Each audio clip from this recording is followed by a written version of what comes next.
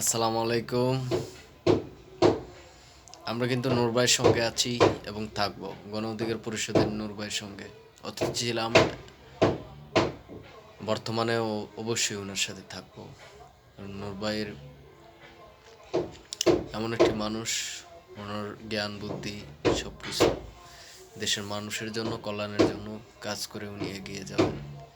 উনি যেভাবে বলেছেন, তো ৩০০ আসনেই নির্বাচন করবেন। বিএনপি শুধু ২টা আসনে ছাড় দিয়েছে তাদের সাথে জোটে আন্দোলন করার পরিপ্রেক্ষিতে, তাই তাদের সাথে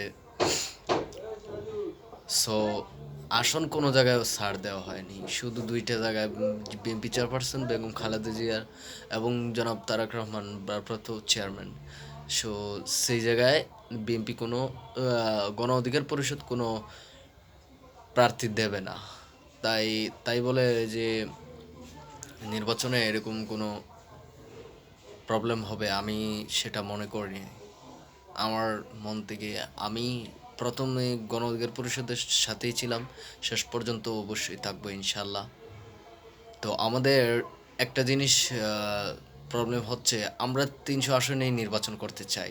এখানে অনেক বিভিন্ন গণমাধ্যম কর্মী এবং মিডিয়া যেগুলো প্রচার করতেছে সেটা স্পষ্ট করে প্রচার করা উচিত আমার মনে হচ্ছে যেটা। সো এভাবে প্রচার করাটা ঠিক নয়, কারণ বিএনপিকে বড় করে দেখানো, কিন্তু গণ অধিকার পরিষদও বড় করে দেখানো উচিত। একসাথে আন্দোলন করেছি, সেটা এক বিষয়।